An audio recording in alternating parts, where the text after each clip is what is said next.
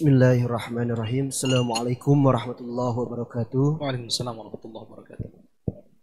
Alhamdulillahirabbil alamin. Allahumma shalli ala sayyidina Muhammad wa ala ali sayyidina Muhammad. Allahumma shalli wa sallim alaihi. Al-Fakir Asep Kurnia, Ustaz. Semoga Ustaz dan keluarga ada dalam kesehatan, Amin. ketaatan, dan umur yang panjang. Ustaz, ada sebuah pertanyaan yang mungkin pada zaman sekarang gitu menjadi sebuah kebiasaan, tidak jauh dengan menggapai sebuah kebahagiaan mungkin. Salah satunya yakni Ustaz, bagaimana, apakah itu melanggar syariat atau tidak, tentang bagaimana kita kalau ingin mendapatkan sebuah profesi atau pekerjaan, sekarang itu dibiasakan dengan, kalau kamu ingin mendapat pekerjaan, nanti saya bantu nih.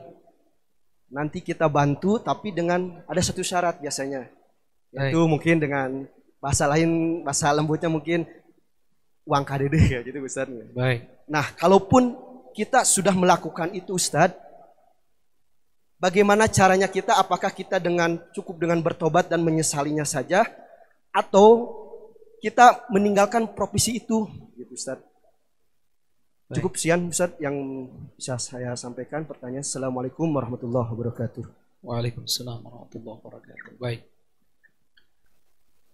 Masuk dalam sebuah pekerjaan tapi ada uang kededehnya.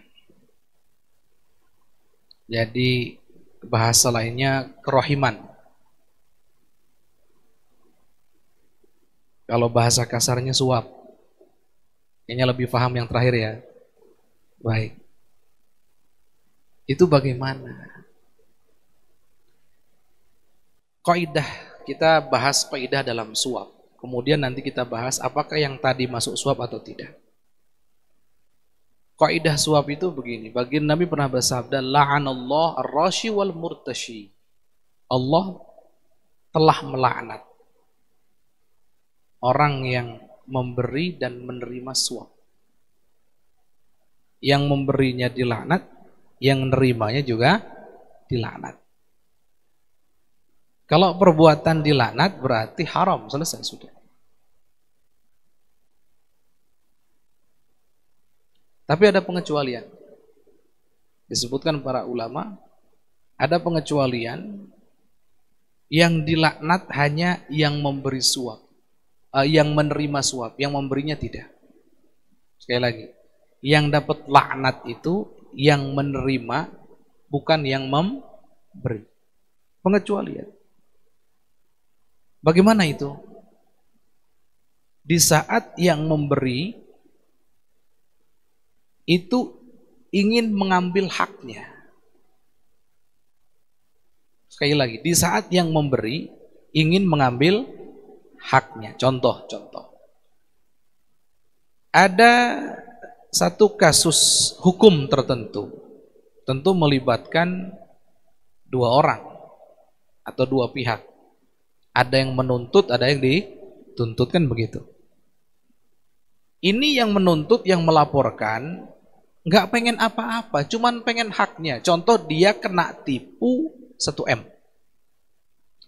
Karena dia kena tipu 1 M, maka dia maju ke mahkamah, melaporkan terlebih dahulu, kemudian sampai kepada pengadilan. Dia hanya pengen uangnya, haknya kembalikan, gitu aja.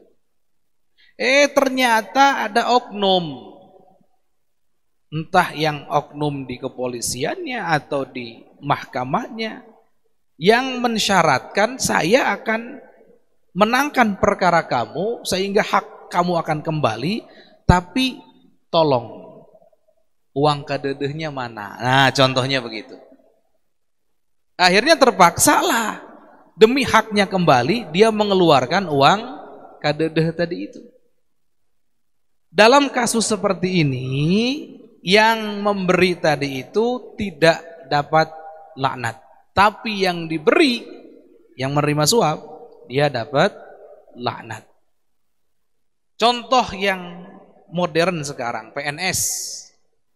Kan ada ketentuannya ya untuk jadi PNS itu. Contoh ada seorang guru honorer sudah lengkap kriterianya tanpa terkecuali. Sudah gajinya 400.000, puluhan tahun lagi jadi guru honorer. Kan luar biasa. Padahal ini sudah lengkap betul.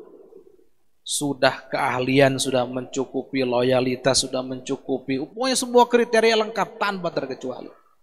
Menurut peraturan dia harusnya diangkat jadi PNS. Tapi ada yang mensyaratkan. Oke, kamu saya angkat jadi PNS, tapi siapkan uang kadede 10 juta misalkan. Akhirnya dia mengeluarkan uang 10 juta demi mendapat haknya. Karena dia sudah haknya di situ, pantas di situ. Dalam hal ini yang mengeluarkan uang tadi itu, si calon PNS yang akan jadi PNS ini, dia nggak dapat laknat. Tapi yang menerima dapat laknat. Kasus. Nah maka yang tadi sama, kita lihat kasusnya. Tidak semua uang kadede, oh berarti yang ngasih kena laknat, nggak juga. Kalau dia hanya ngambil haknya, dia memang berhak di situ. Kriteria lengkap. Nggak ada yang terzalimi, nggak ada yang digeser, nggak ada yang dipecat, nggak ada. Dia memang layak ada di situ. Tapi dia harus bayar. Dia hanya haknya. Kalau disyaratkan, masuk dalam kategori tadi, dia nggak dapat laknat, tapi yang menerima dapat laknat. Tapi kalau nggak disyaratkan, ada dua nih, nggak disyaratkan, ya pokoknya masuk saja. Dan dia tidak menzalimi siapapun, tidak menggeser siapapun, nggak ada di situ. Setelah selesai diterima, karena dia ini merasa berjasa, ngomong, masa sudah dibantuin nggak inget-inget misalkan. Kebanyakan kan begitu ya. Saya bantu. Yang penting ujung-ujungnya ada ya. Baik. Tapi nggak mensyaratkan. Nggak ngomong kalau kamu kasih saya terima, kalau kamu nggak kasih saya nggak terima misalkan. Nggak ngomong. Sudah diterima, sudah apa, baru ngomong nyindir-nyindir atau terang-terangan. Kalau ini hanya bab meminta saja. Tidak baik memang. Kalau mau dikasih silahkan, enggak juga enggak apa-apa. Ini tidak masuk dalam laknat tadi itu. Maka dilihat kasusnya. Fikih itu memandang sesuai dengan keadaan masing-masing hukumnya. Jadi kami nggak tahu faktanya bagaimana. Baik, kalau seandainya diterima sudah, kerja sudah, kemudian sudah diterima sudah kerja, ini dilanjut apa enggak ya? Karena kan caranya tadi anggaplah masuk pada suap tadi itu. Caranya kan nggak baik, nggak mesti harus keluar kalau Anda di situ layak. Kalau nggak layak, merugikan perusahaan, cuman jadi istilahnya jadi boneka saja, nggak bermanfaat di situ, bahkan jadi benalu keluar. Karena Anda menzalimi orang lain. Tapi kalau enggak, kerja benar-benar kerja. Keahlian memang sesuai dengan kebutuhannya. Tidak merugikan siapapun, lanjut saja. Terus yang itu bagaimana? Istighfar. Tobat kepada Allah Subhanahu wa taala. Penyesalan, tobat, di antaranya juga adalah guru-guru kita itu mengarahkan begini. Kalau kita merasa punya salah, maka kesalahan itu ikuti dengan kebaikan. Kita menggunakan, mohon maaf, uang, atau jangan kita deh, ada orang sana menggunakan uang untuk sesuatu yang Allah haramkan. Berapa nilainya? 10.000. Maka kita harus niat, ya Allah, hamba ingin menghapus dosa yang tadi itu dengan mengeluarkan uang di jalanmu yang engkau ridhoi 10 kali lipatnya contohnya. Jadi ada, kalau kita kemarin mengeluarkan untuk suap 5 juta, maka kita harus mengeluarkan di jalan Allah. Harus, ini bahasa anjuran, bukan bahasa wajib fikih, bukan. Hendaknya kita mengeluarkan di jalan Allah lebih dari itu. Niatkan dalam hati untuk menghapus yang lama, selain daripada nyesel dan seterusnya. Baik, wallahu a'lam.